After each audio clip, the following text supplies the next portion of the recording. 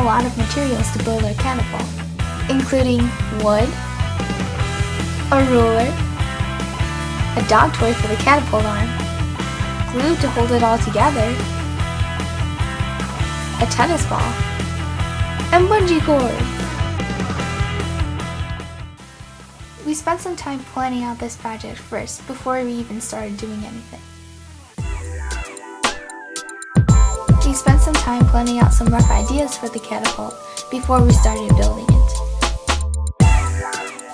After we spent some time researching, we found that we would prefer building a catapult as opposed to a trebuchet. By this time, we had our final design.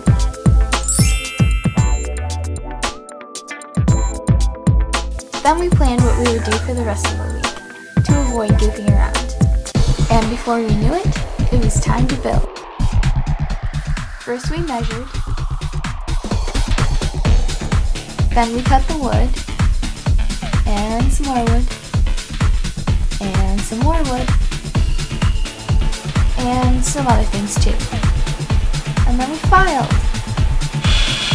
and we drilled some holes, and used glue to secure it all, which seemed like a good idea at the time. We finished our catapult, but it was running into some problems. This is the catapult. This thing makes it go higher, we think. And we're good distance-wise, but the height is a problem. And so we're gonna see if we can fix that. But with some modifications, we were able to get it working.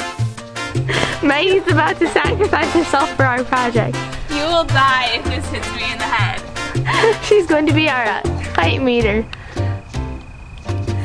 Pulling the catapult back and launching it. It did not hit her in the head.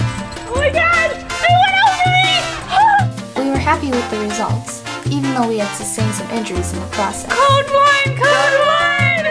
Code 1! But soon, disaster befell our poor catapult. And that is why you don't use glue. Unfortunately, I tripped over the catapult, and it completely broke. But we took this opportunity to redesign it, with screws this time. Behold, our finished catapult.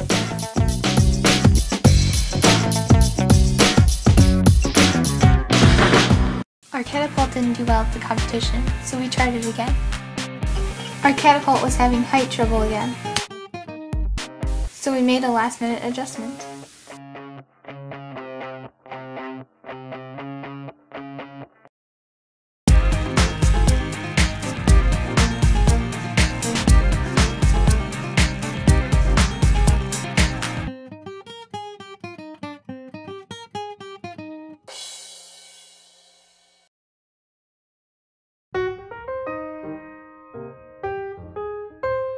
This is similar to what we had for our original design. Originally these two posts were way up here and this base was a lot larger. Yes, but then it didn't give it a lot of height because instead of pulling it upward, it just pulled it forward. So it gave a good distance, but it didn't give a good height. This is the design we had after I tripped on this. It works better than the old one. I moved the eye hooks from up here. I just took these two posts off. I flipped them over so the eye hooks are down at the bottom, which would provide more tension. Instead of using glue this time, I actually screwed everything in so it was very solid. So that we can trip on it all we want. This is our final design. I decided at the last minute that this cord didn't put enough tension because it wasn't going over the 5-foot bar. We had left this cord on after the competition and it had stretched it out. And so we decided within the last minute or so before we had to try to knock down the cans that we would put another rope down here which would create more tension on the bottom of this and therefore make it go farther.